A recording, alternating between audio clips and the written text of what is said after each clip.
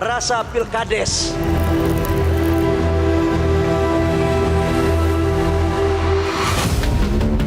Dan kita tidak boleh malu untuk mengakui bahwa kemungkinan sistem ini terlalu mahal. Yang menang lusuh, apalagi yang kalah. Ya. Saya lihat sekali milih anggota DPRD, sekali milih, ya sudah. DPRD itulah milih gubernur, milih bupati.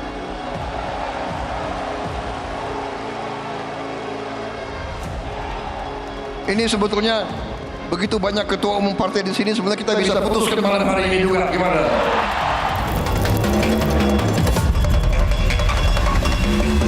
Sekarang karena menemukan momentum, kita baru selesai melakukan pilkada dan digulirkan oleh Ketua Umum Partai Golkar dan itu disambut oleh Bapak Presiden. Saya rasa sekali lagi ini wacana yang sangat baik untuk kita diskusikan menjadi sebuah diskursus untuk perbaikan pelaksanaan demokrasi di kita harus pastikan bahwa introspeksi kita sebagai sebuah bangsa yang ingin menghadirkan pola pemilihan tidak langsung dikarenakan adanya liberalisasi politik yang membabi buta, politik uang yang luar biasa, bahkan kemudian menegasikan kualitas calon kepala daerah dan wakil kepala daerah, kecurangan di sana-sini yang sangat sulit kemudian kita redam, itu jangan sampai justru beralih nanti ke DPRD dan ke partai politik ketika pemilihan dilakukan di DPRD. Vox Populi, Vox Dei, suara rakyat, suara Tuhan. Dan kedaulatan rakyat itu dikejawantahkan melalui pemilu langsung. Soal biaya mahal, pilkada berbiaya mahal, itu karena hilangnya moral, etika, dan keserakahan yang ingin mengangkahi peraturan dan perundang-undangan.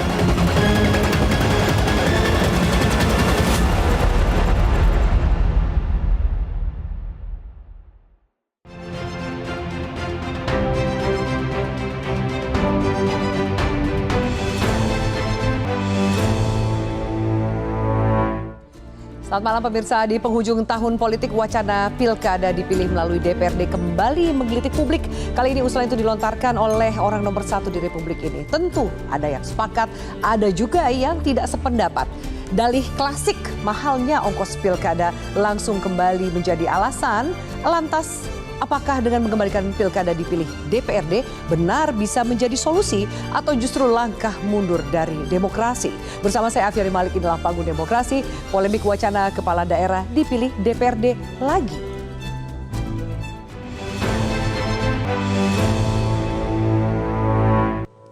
Dan bersama untuk membahasnya di sebelah kiri saya sudah ada narasumber, sudah kami hadirkan anggota Komisi 2 DPR RI fraksi PD Perjuangan, Bang Deddy Sitorus. Bang Deddy, selamat malam. Selamat malam semua. Terima kasih sudah hadir. Kemudian kami hadirkan pakar hukum tata negara Bivitri Susanti. Mbak Bivitri, selamat malam. Terima kasih sudah hadir.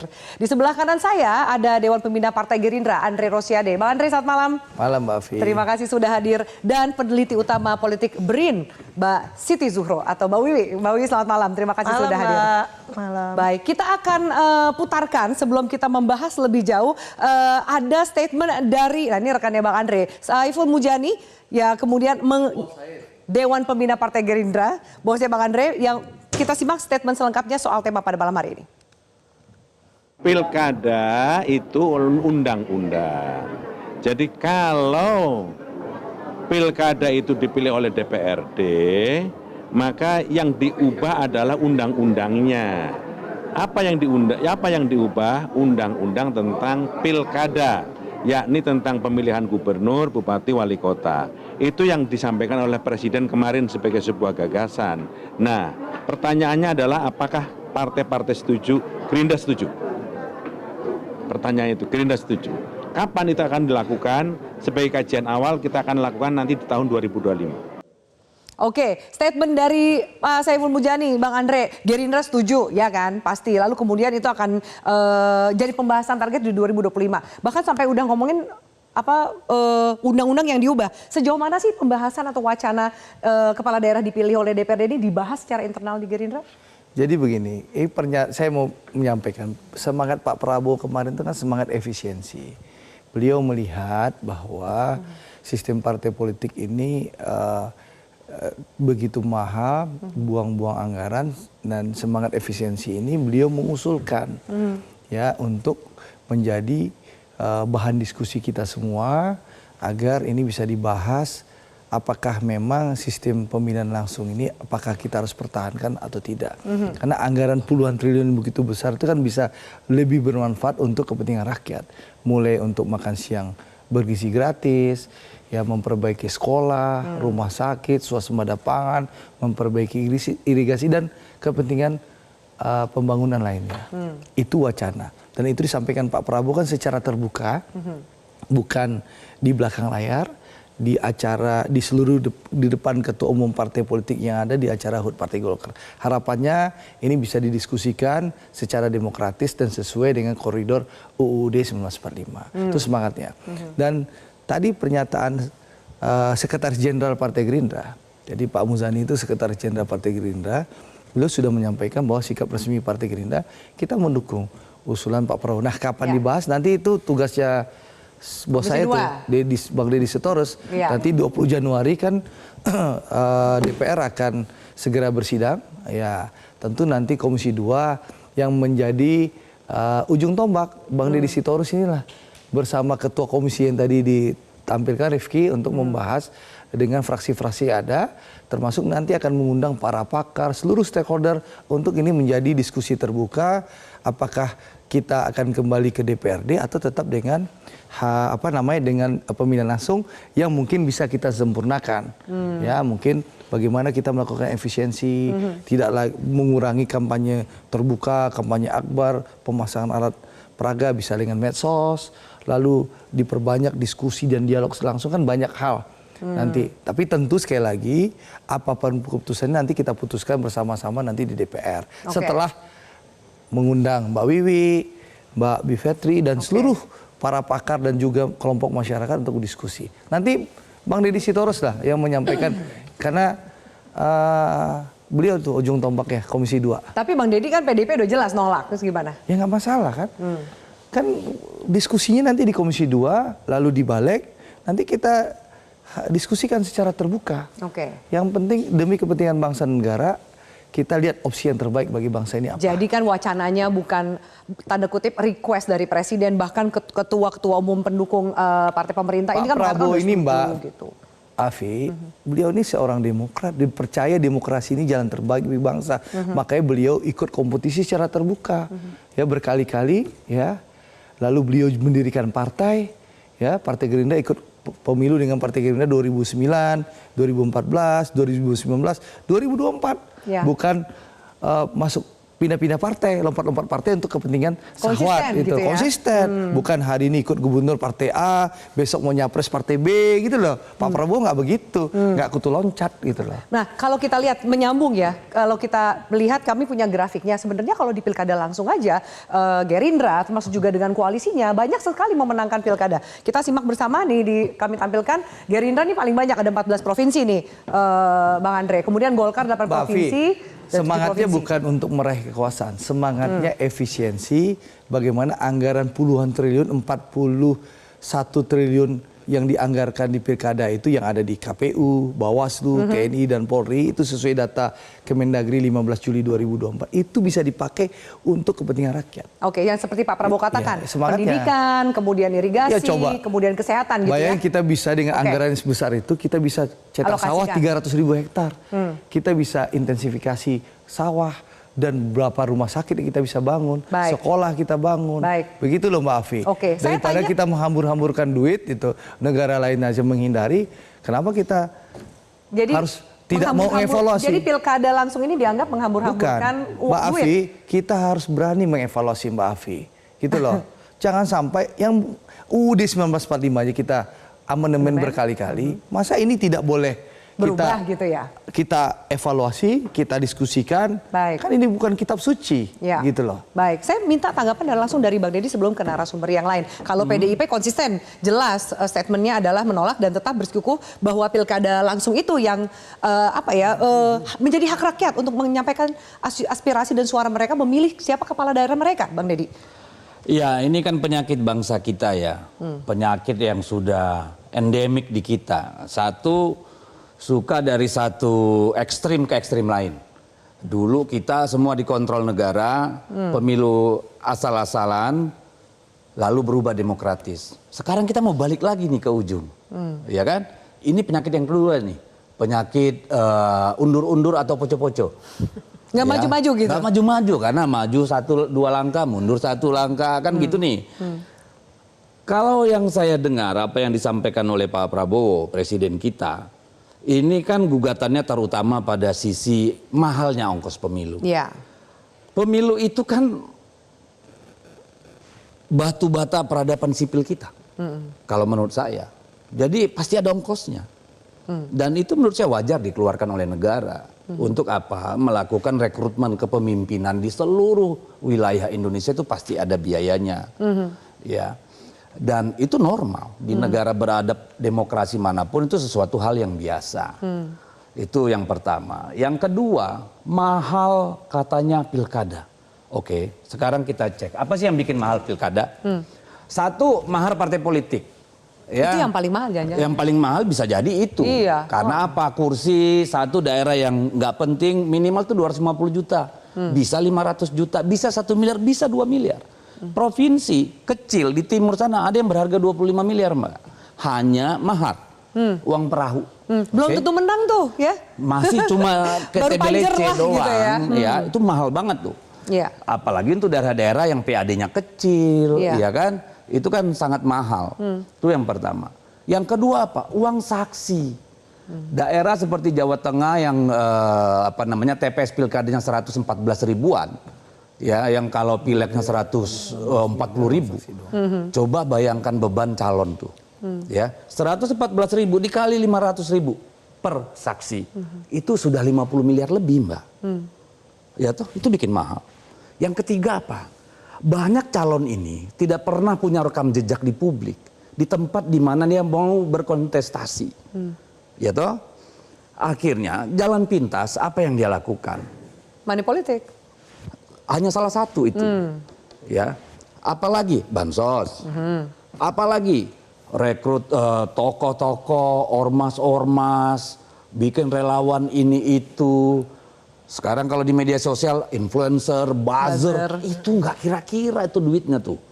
Karena dia nggak dikenal publik. Sehingga untuk jalan pintas dia harus menaikkannya dari awal atau main besar-besaran di ujung. Yang bikin mahal dia sendiri. Tapi kalau anggarannya harus di efisiensi gimana, Bang Deddy? Loh, kalau soal anggaran Kalau yang disamakan itu lebih kalau ke soal kompetitifnya. anggaran yang dikeluarkan negara itu wajar, Mbak. Wajar untuk harga demokrasi, Loh, partisipasi iya kita. dong. Supaya apa?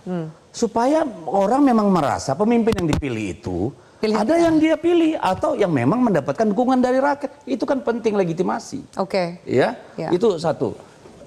Bukan 2, 3 kali itu ya. Udah 3 nih. Ya, lalu apalagi yang Sesuai bikin nomor mahal? PDI Iya. itu, nomor Apalagi yang bikin mahal? Ini bukan pertarungan gagasan. Pertarungan lu bisa bawa artis yang paling terkenal berapa kali, di mana aja. Lu bisa bikin pawai yang besar atau mengerahkan masa datang ke lapangan dengan artis-artis segala macam. Termasuk door prize gitu ya? Door prize. Ya yang bikin mahal lu gitu loh. Nah sekarang kenapa yang disalahin Sistem pemilihannya. sistem pemilihannya? Masuk akal nggak menurut Bang Deddy? Ini tadi menyambung statement dari Bang Andre bahwa loh itu anggaran kalau kemudian bisa dievaluasi kan bisa Bentar untuk dulu, Mbak. rakyat. Saya curiga Pak Prabowo itu sedang testing the water. Mungkin beliau memang melihat bahwa ada kegalauan gitu ya. Mungkin karena situasi keuangan kita kurang baik atau beliau mungkin mau rocking the boat gitu ya. Tapi kan mari kita periksa argumen yang kemudian keluar tentang mahalnya biaya. Tadi satu kita harus sepakat dulu, demokrasi itu ada harganya. Ya toh? Itu sangat penting bagi kita. Lalu kemudian apakah dengan DPRD tidak mahal? Let's check the fact gitu loh. Katakan 40 orang anggota DPRD. Untuk menang lu harus punya dukungan minimal 22. Ya. Lu kalikan 2 miliar berapa? Ya. 44 miliar. Itu baru anggota DPRD-nya. Belum pengurus provinsinya. Belum DPP partainya. Jadi nggak otomatis jadi lebih murah dong Bang Deddy? Nggak juga gitu, nggak ada Oke. jaminan. Oke, tidak ada Tetapi jaminan. bahayanya, nih. Baik. Saya tadi dari jalan kemari mencatat 6 bahaya dengan pemilih memindahkan kedaulatan rakyat itu ke tangan segelintir elit di legislatif. Pertama, ini pekerjaan yang sia-sia karena kita pasti akan kembali menghadapi. Dulu kenapa kita pindah? Iya. Kan sering pemilihan bupati, wali kota ada foto terus dapat minta, ya kan, yang menang. Ini kan problem. Orang kehilangan kepercayaan terhadap demokrasi. Yang Iya. kedua, ini kan cuma memindahkan nih dari rakyat jelata yang memang sekarang lagi Dari ke ruang publik ke ruang yang lebih privat lah gitu ya. Iya, yang Money lebih politiknya elitis. masih ada. Ya, lalu yang kedua tadi yang saya sebut, Oke. rakyat tidak punya sense of belonging tuh sama orang-orang yang dipilih. Lu gak kenal, jangan-jangan cuma lahir habis itu merantau, terus ada uang, ya mencalonlah di situ, dia belilah itu anggota-anggota dewan. Ya toh rakyatnya, lu siapa? Kagak pernah tahu gitu loh. Oke. Kan nggak ada tuh ikatan. Oke. Ya bondingnya nggak ada tuh, nggak ketemu Oke. gitu loh. Jadi bukan karena rekam jejak. Yang ketiga apa? Dia tidak merasa tanggung jawab, yang milih gua kan 40 orang DPRD. itu. Ya gua tanggung jawabnya sama dia dong. Lu siapa gitu loh. Maksudnya lu ini kan Itu ada rakyat berbentuk, gitu kan? iya dong, rakyat Publiknya. itu siapa? Yang milih saya kan anggota DPRD, itu ada Oke. bahaya di situ. Oke. Lalu apa lagi? Bisa membawa konflik di elit. Kita berkali-kali ngalamin pemilihan antar DPRD, itu berujung rusuh bahkan sampai ke bawah. Iya. Gedung DPRD dirusak oleh massa, itu terjadi Oke. loh pada waktu-waktu yang lalu. Lalu apa? Terakhir. Partai politik juga bisa hancur, Mbak. Kenapa? Karena di sini saya melihat kalau dipilih oleh DPRD tidak ada yang namanya pilkada, maka mesin partai mati. Bukannya partai justru diuntungkan? Oh enggak dong, Baik. partai itu untung kalau ada kontestasi sehingga mesinnya hidup. Ya. Kalau nggak berkarat tuh badannya semua. Oke, Lama-lama orang nggak perlu partai, tunggu aja di ujung. Ini ada satu lagi, itu Baik. baru 5. Saya harus Lalu yang singkat dulu. keenam paling berbahaya nih. Yaitu? Ini kalau kita ngalamin di pilpres dan di pilkada, mulai dari PJ, aparat penegak hukum ya, dinas, lalu lurah, Ya. RT, kepala desa bisa dimobilisasi oleh kekuasaan. Apalagi kalau dipilih DPRD, 20 sprindik selesai itu barang. Bahaya itu barang itu. Baik, ketika kemudian tadi sempat disampaikan, Iya dong. dikemukakan betapa bahayanya jika Bahaya, kembali bahaya. pemilihan Ini kepala daerah baru 10 ke menit loh saya DPRD, ya kan? ngetik. 10 menit udah ambil jatahnya dua narsum nih. Kemudian tapi Bang Andre bersikup bahwa ada loh evaluasinya untuk kepentingan Harus. rakyat. Saya akan tanya Mbak Wiwi dan Mbak Bivitri tanggapannya. Apa kemudian harga yang wajar? Apakah alasan efisiensi menjadi alasan yang lemah atau justru kuat? Kita lanjutkan sesaat lagi. Tetap bersama kami.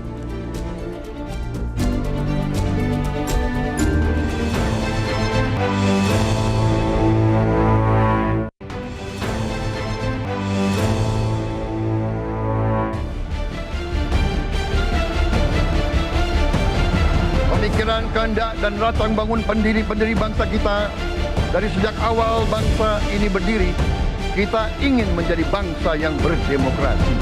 Kita harus ingat bahwa kekuasaan itu adalah milik rakyat. Kedaulatan itu adalah kedaulatan rakyat. Kita berkuasa seizin rakyat.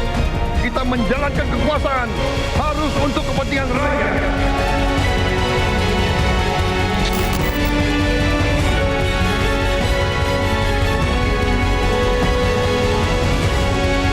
Dan kita tidak boleh malu untuk mengakui bahwa kemungkinan sistem ini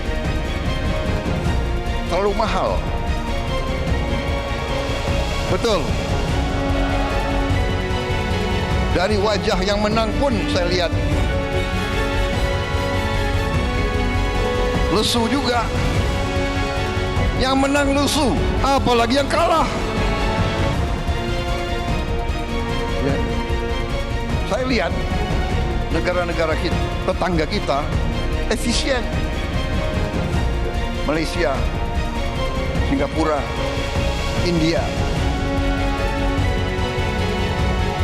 Kali milih anggota DPRD, kali milih, ya sudah. DPRD itulah milih gubernur, milih bupati.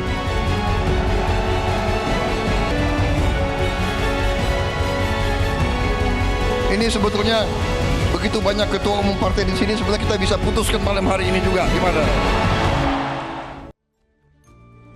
Baik, pemirsa, kami lanjutkan. Saya minta tanggapan dari Mbak Bivitri dari kacamata tata negara gitu. Apakah kemudian soal alasan anggaran, efisiensi itu menjadi alasan yang kuat atau justru alasan yang lemah? Tanggapan Sama sekali tidak kuat. Sama sekali tidak kuat. Karena gini, kalau untuk demokrasi kita tidak bisa menghitungnya sekedar efisiensi seperti kita menghitung belanja domestik rumah tangga gitu loh, gitu ya? budget rumah tangga. Kita harus lihat dampaknya. Pak Prabowo sendiri tadi bilang, misalnya kita semua memerintah karena rakyat gitu. Ya. Jadi yang harus ditinjau adalah kalaupun misalnya ada kelemahan-kelemahan, jadi saya suka pakai kalau kita menganalisis kan ada yang namanya gejala, ada yang namanya masalah, ada yang namanya akar masalah. Nah sebenarnya mahalnya pilkada itu kan gejalanya. Kita mesti lihat masalahnya apa sih. Nah kita akan ketemu bahwa sebenarnya akar masalahnya adalah partai politik gitu. Jadi kalau misalnya kita hanya memindahkan ke DPRD, tapi akar masalahnya nggak dibenahi, kita hanya memindahkan masalah saja.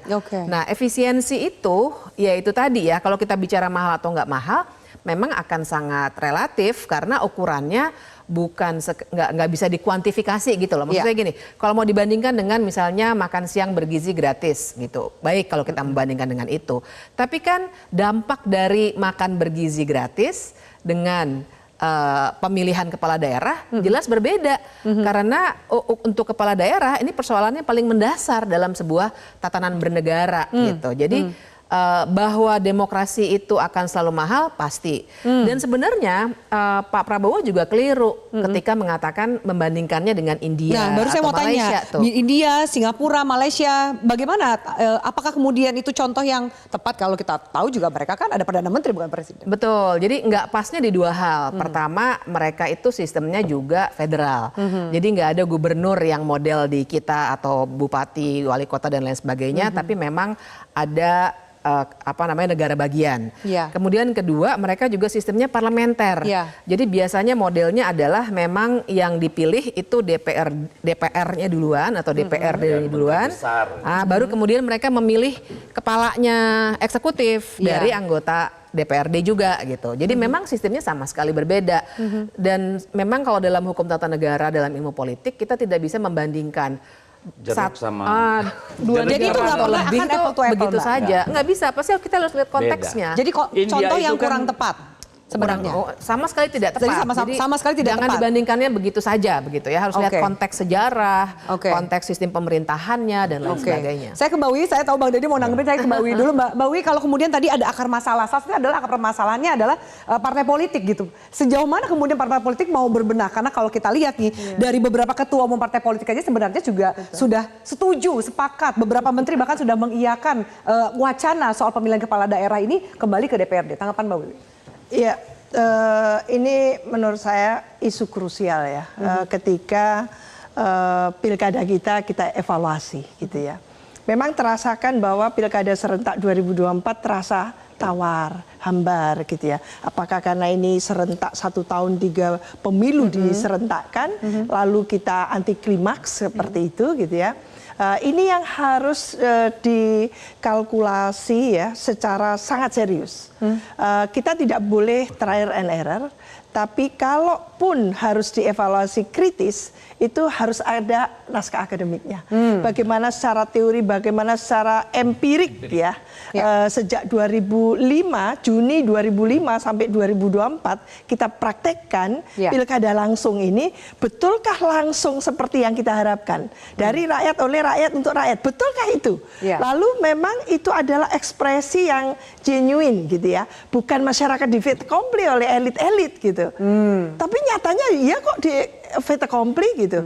Jadi menurut saya ini harus ada pertimbangan apakah pemilihan kepala daerah itu cocok gitu loh dengan daerah-daerah di Indonesia yang notabene ini negara archipelago. Jangan bukan karena teorinya siapa atau mungkin empirik di sana bisa. Ini Indonesia.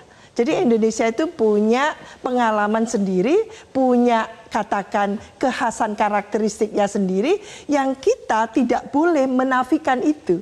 Nah, kita harus akui partai-partai politik yang banyak ini berkontribusi tidak sih dalam membangun demokrasi kita menjadi lebih demokratis, menjadi lebih substantif gitu ya. Buktinya kan tidak. Di 2024 ini kita menyaksikan partai-partai politik seolah-olah kehilangan kedaulatannya dan lalu mengkultuskan seseorang. Kan bingung kita. Itu Bang Deddy bisa menjelaskan. Apa itu? Sampai partai-partai harus patuh gitu kan. Di rumah anak patuh sama ibu. Bolanya dilempar ke Bang Deddy bukan? Maksudnya siapa nih mengkultuskan di rumah seseorang? ibu, anak ibu patuh nggak sama ibu? Belum Nggak, jawab dulu itu. Sederhana banget tuh Mbak. Pertanyaan saya, anak ibu di rumah patuh nggak sama ibu? Patuh nggak? Ada yang enggak patuh. Surga di telapak kaki ibu? Ada yang enggak patuh. Loh, berarti anak nakal toh? Yang enggak patuh anak nakal kan? Jadi lah enggak, ibu ini kan enggak, Bang Deddy bukan ibu. Sebentar diri. Maksudnya, Mbak Wiwi, saya mau menjelaskan ibu membawa persoalan pilkada jadi urusan mengkultuskan pemimpin. Kan ngawur, Bu. Oke. Tolonglah. Ada yang mau dijelaskan Mbak Wiwi? Oke, tahan dulu Bang Deddy. Saya ngomong. Ya udah ngomong, bisa saya kan cuma bilang please. Jadi dalam membangun koalisi, contoh, kan Anda sendiri yang mengkritisi bagaimana membangun koalisi menjelang pemilu serentak 2024 Februari yang lalu. Itu kan bahwa lalu koalisi dibentuk, lalu bubar, dibentuk lagi dan sebagainya. Lalu di mana sebetulnya ketika harus merekrut calon? Mengapa calon-calon yang menurut Ibu sebagai scholar gimana? Main tunjuk-tunjuk sebentar. Oke, kita kembalikan ke pertanyaan. Tadi kan kemudian kita mau bicara soal ini kan partai tadi politik. Mbak Bivitri menjelaskan gitu kan. Ini argumentasi Ibu yang melempar sama kita lagi. Menurut Ibu baiknya gimana? Oke, baik. Mbak, saya ubah pertanyaannya supaya kemudian kita nggak terfokus di satu jawaban saja gitu. Lalu kemudian kalau kita lihat kan ada pengalamannya. Justru kita kan berubah menjadi sistem langsung karena kita punya pengalaman, kita punya catatan dengan argumentasi yang hampir sama soal mahalnya biaya politik. Gimana Mbak? Bahwa pilkada langsung itu kita laksanakan sampai sejauh ini ya, 2005 sampai 2024. Pilkada melalui DPRD juga sudah. Ditunjuk seperti penjabat kemarin juga sudah. Tiga-tiganya kita sudah mengalami itu, gitu ya.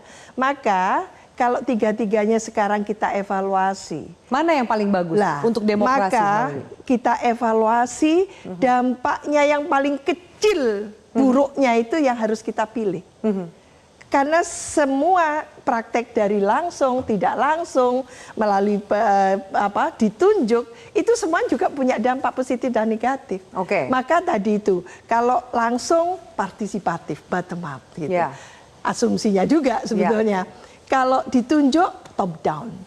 Kalau melalui DPRD, juga elitis dianggapnya. Nah, tinggal dihitung saja. Ada poin-poin yang lebih banyak. Saya termasuk yang ikut, gitu ya, merumuskan. Dan saya sangat pro pilkada langsung. Gitu. Pro pilkada langsung. Jangan lupa itu. Tentu dengan asumsi stakeholders terkait pilkada ini itu firm, bagus, profesional. Yang selama Tapi nyatanya penyelenggara masih partisan, institusi pendegaknya hukum seperti itu. Sama kayak tadi yang dikhawatirkan, poinnya juga ada kan mobilisasi dan lain gitu kan ya Bang ya? Bahwa jadi kan misalnya begini, kalau law enforcement-nya memang benar-benar kuat, kelembagaannya juga kuat, kewenangannya kuat, maka nggak perlu partai-partai rekrut saksi. Kan gitu nih. Maka biaya bisa semua guyup lah gitu, bisa sama-sama mengawal hasil itu gitu. Tinggal kita nunggu di rumah masing-masing, KPU mengeluarkan angka gitu. Tapi kan trust itu nggak ada. Kan itu problem gitu loh. Ini menarik ya, Bang Deddy katakan trust itu menjadi isu juga loh. Ketika kemudian bahwa kalau dari dipilih oleh DPRD, sempat juga saya baca bahwa yang dikhawatirkan keberpihakan dari kepala daerah itu lebih kepada si DPRD yang karena kepentingannya ada di situ, bukan ke rakyatnya, nggak ada emotional bonding kepada pemilihnya dan lain-lain. Tanggapan Mbak Bivitri bahwa kemudian trust itu sejauh mana sih? Akhirnya harganya mahal lagi nih karena kepercayaannya udah nggak ada. Iya, jadi nanti saya kira kita akan melihat semacam diskoneksi gitu, nggak ada keterkaitan antara si kepala daerah dengan warganya. Dia akan sibuk melayani elit politik di daerah dan di pusat, ketimbang dia memberikan pelayanan publik yang mendasar seperti mengolah sampah misalnya ya, lampu jalan dan seterusnya. Barangkali dia akan nggak pedulikan itu, dan ini sebenarnya sudah terjadi di beberapa tempat yang memang benar-benar pemilihan umumnya atau pemilihan kepala daerahnya itu semacam rekayasa politik aja. Rakyat tuh cuma digiring untuk mencoblos, itu di banyak daerah sebenarnya sudah terjadi. Nah ini yang sebenarnya bisa dicegah, makanya tadi saya katakan ukurannya tidak bisa mahal atau tidak mahal. Tapi bukan juga dampaknya buruknya lebih buruk yang mana. Tapi ukurannya benar-benar harus bagaimana caranya mengikatkan warga dengan si pemimpin daerahnya yang akan punya langsung tanggung jawab pada hidup warganya itu. Oke, baik. Jadi kan sebenarnya kepentingannya apa sih kita melakukan pilkada, melakukan demokrasi itu dulu dong. Kalau sudah kita sepakati itu penting, jangan bicara bahas harga mahal dong. atau murah. Tapi banyak juga yang sepakat bahwa kemudian anggaran bisa dialokasikan untuk kepentingan rakyat juga. Ada pendidikan, kesehatan, irigasi untuk petani dan lain-lain. Kita lanjutkan pembahasannya. Saya mau dengar tanggapan dari Bang Andre untuk semua statement yang tadi sempat disampaikan oleh para narasumber lain. Usai jeda pemirsa, tetaplah bersama kami.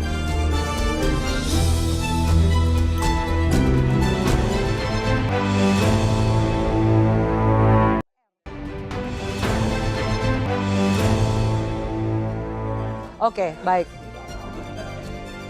Baik pemirsa kami lanjutkan. Bang Andre, sekarang giliran Anda. Bahwa kemudian beberapa narasumber mengatakan ada tanggapan mereka ya soal kembalinya sepertinya yang paling dirasa demokrasi sesuai dengan partisipasi publik adalah yang langsung gitu. Ya begini, pro dan kontra itu hal yang luar biasa, hal yang biasa dalam demokrasi.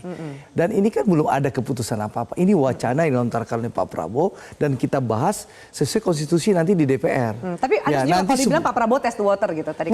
Intinya apa? Pak Prabowo melihat kondisi bahwa betapa besarnya anggaran negara yang dipakai untuk pilkada langsung, ya sehingga beliau berpikir melihat anggarannya lebih efisien, akan lebih efektif kalau kita pergunakan untuk kepentingan lain daripada kita habis-habisan untuk bayar pilkada.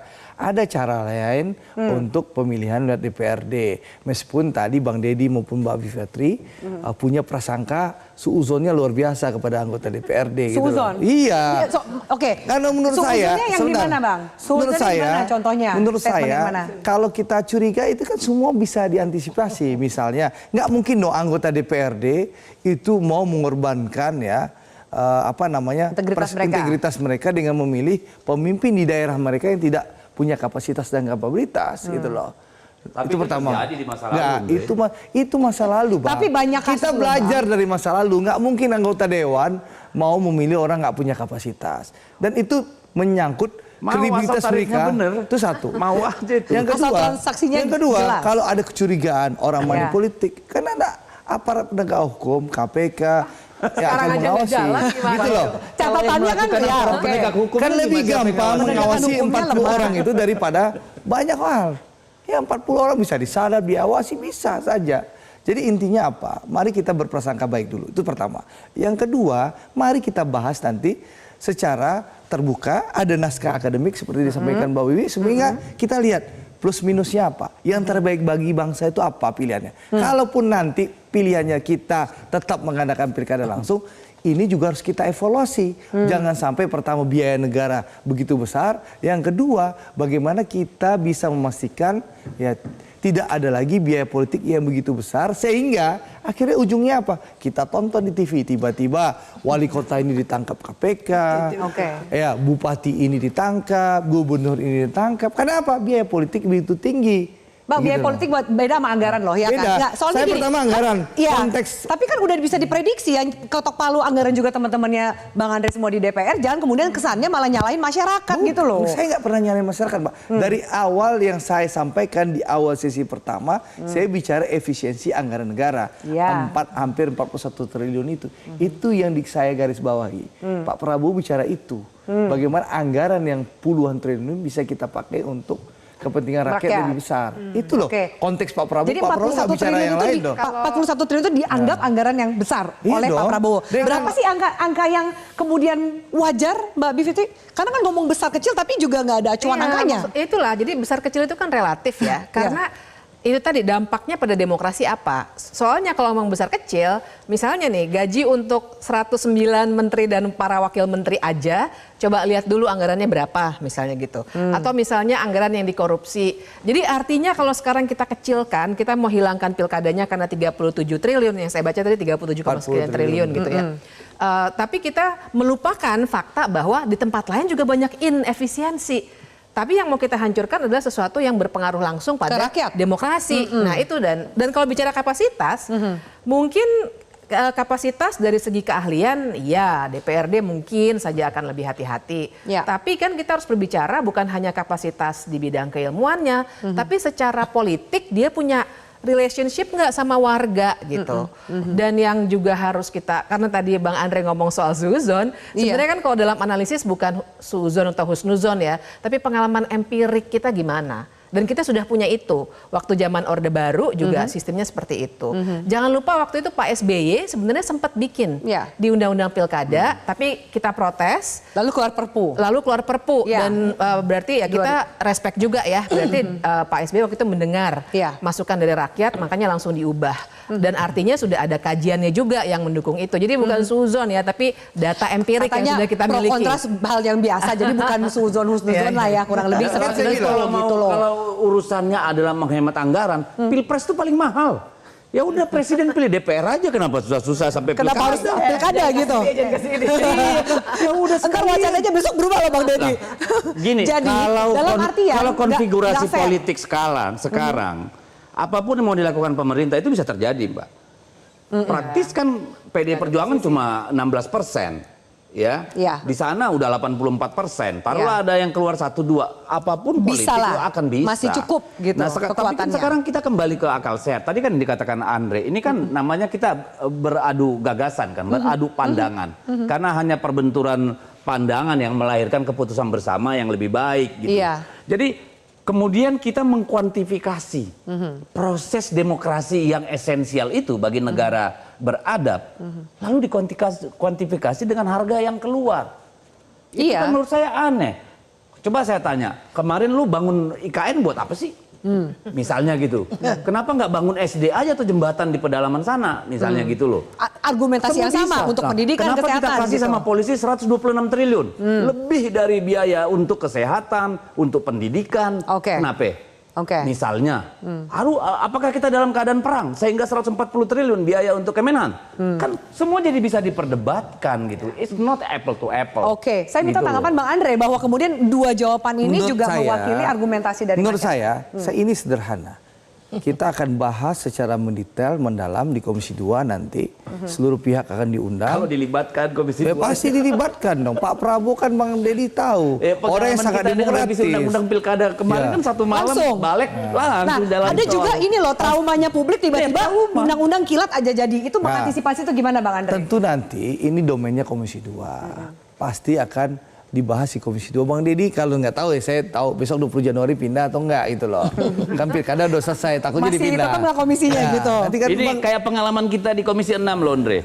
Kita bahas-bahas undang-undang BUMN, sampai di sana kan ketendang tuh barang. Nggak, itu abang kan tahu jadi yang bisa nggak diterima argumentasi dievaluasi di Komisi 2? Anda bisa nggak menerima jawaban dari Bang Andre? Rapat dengar pendapat kami terakhir dengan Kemendagri, Bawaslu, DKPP dan KPU menyepakati pada masa sidang yang akan datang kita evaluasi pilkada. Karena memang kita bersepakat semua fraksi memperbaiki paket undang-undang pemilu, misalnya gitu. Tapi kan ada prosesnya, gitu kan, ada tahapan-tahapannya. Nah, di proses kita ini, mendalami. di proses yang disampaikan Bang Deddy inilah semua pihak akan diundang, akan dirangkul, akan diundang untuk didengarkan. Nanti disitulah kita memilih jalan yang terbaik, opsi yang terbaik. Setelah dari Komisi 2 nanti akan dibahas di Balek. Nanti kalau kita melakukan perubahan undang-undang, tentu ini akan dilakukan secara transparan. Karena ini menurut saya ini menyangkut hajat hidup orang banyak.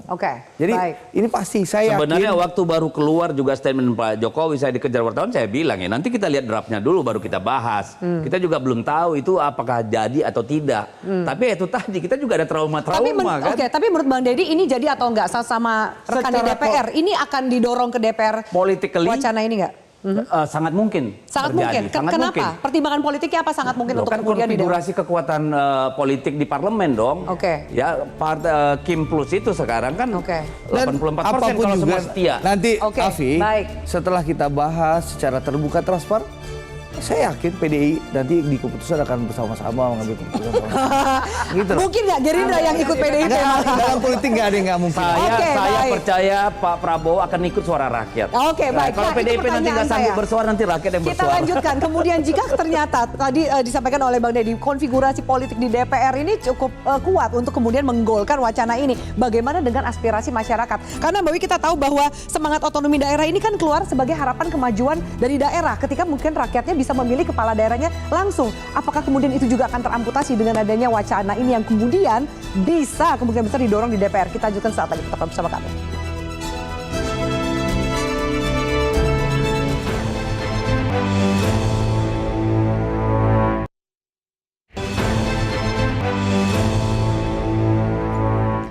baik kita lanjutkan. Mbak Wiwi menyambung tadi diskusi di segmen sebelumnya bahwa tapi masyarakat juga punya kekhawatiran, ada trauma lah yang tiba-tiba bisa sah aja. Undang-undang kilat itu terjadi juga loh. Ada momen-momen seperti itu. Bagaimana pertimbangan, seberapa besar pertimbangan suara rakyat untuk wacana ini, karena kekuatan di DPR bisa terjadi nih wacananya. Iya, selain DPR kan ada civil society. Jadi kalau menurut saya kita tidak bisa menafikan begitu saja seolah-olah civil society kita ini lemah. Tidak. Buktinya yang lalu itu uji nyali kan. Dan ketika masyarakat marah gitu ya, baru DPR mempertimbangkan. Maka berhentilah untuk mengubah. Tapi jangan sampai marah kan ya. Kita maunya kan DPR mempertimbangkan jangan sampai marah gitu. Tidak. Kalau kita positif ya, bahwa Pak Prabowo itu orangnya frankly speaking, open gitu ya, transparan dan maunya akuntabel. Dan itu menjadi modalitas dan kepercayaan masyarakat, khususnya menuju 5 tahun ke depan, 100 hari ke depan ini kan gitu. Oleh karena itu, kalaupun gitu ya, wacana yang sudah disampaikan oleh Pak Prabowo itu ingin ditanggapi dan sebagainya, menurut saya kita menanggapi secara proper.